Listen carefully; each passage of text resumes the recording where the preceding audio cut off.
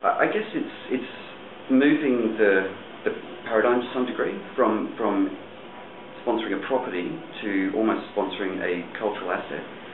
So sport is ingrained in a lot of people's DNA.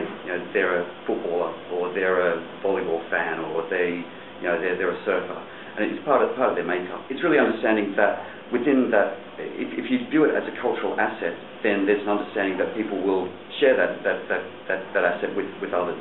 They will use that in conversation as a footballer, as a surfer, as a golfer.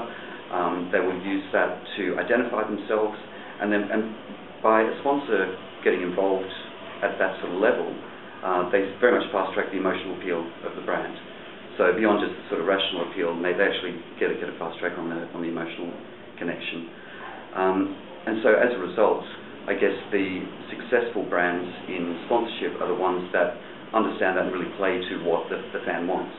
So what a fan wants by being a football fan or being a golfer tends to have to want to get more information about the team that they support, potentially some exclusive access to content or to the players, or the chance to win a trip to see them live. This sort of thing is actually giving something back that they want.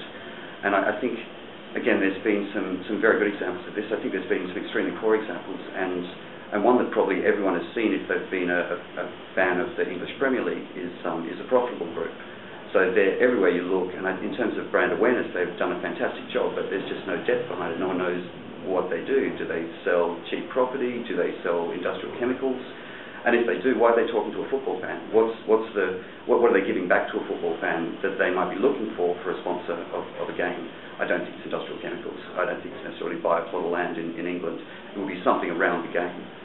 And I think that for those guys, they would be well advised. They've got the awareness out there. It's to provide a bit of depth, a bit of understanding, and use football as the context to provide that sort of depth of understanding to the fans. I think with the S League, for example, I guess if we view that as indicative of a number of kind of local sports sponsorships, there seems very much a tendency of there being a certain budget to sponsor a sport, and pretty much that's it, and there's no real money to activate that. And by activating, it can be to bring your awareness to greater or closer depth with the consumer. But it can also be to use as a commercial opportunity to make money. So if you're a financial institution sponsoring the S League, so gather some data about about the fans and use that to try to sell some of your products. If you're a telco sponsor, use that to sell content and up the sort of data delivery charges to these guys. So there's kind of awareness aspect, but there's certainly a commercial aspect that I think has been kind of missed by a lot of sponsors. They really just see it as, okay, well, if I just get enough sort of logo placements around town, people will see me and they'll know who I am. Where I think that a lot of commercial opportunities are being missed with sponsorships. I mean, you look at the likes of Visa around the Olympic Games. I mean, sure, there's great awareness and it works at that level, but it's the only card you can use in the village. It's the only card that you can use to buy a ticket. So, they're obviously making plenty of money out of that investment in something like the Olympics.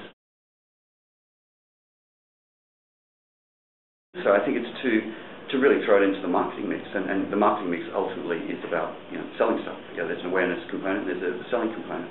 I think sponsorships very much viewed just purely as an awareness driver, and I think that the marketers need to look a little bit more closely at how they can actually use it to help their business.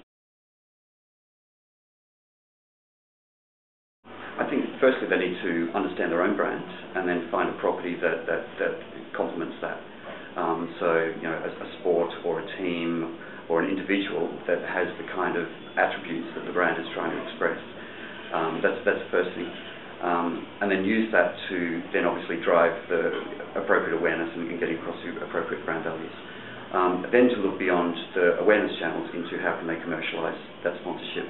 So what are the promotional ideas, what are the sort of content delivery ideas, what's the data acquisition and sort of selling and upselling and cross-selling opportunities that represents.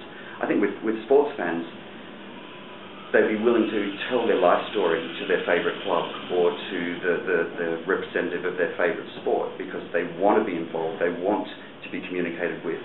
So for financial services, for example, this is fantastic because you can get all the data that you want and get a full understanding of what are the most appropriate products to be selling and upselling to them. I think so. I think the Standard Chartered Marathon's been a real success story, because that's not a big global property. That's something that's kind of started with a few hundred people and now attracts thousands of people and gets international runners from around the world. And it's something that's kind of grown from kind of a small size into something that is quite substantial. I think at the other end of the scale, you've very much got the F1, which is kind of a global property that's been transplanted into Singapore, and that's been a fantastic success story, I think, for the organisers particularly, and I think the sponsors have got good value out of it as well. The Singapore government's got great value out of it in terms of tourism and promoting the country. But I do very much see more of these international sporting events coming to town, particularly when the new sports hub opens. Obviously there'll be a good venue for that, and I'm sure the Singapore government will be behind bringing bigger international sporting activities to the country.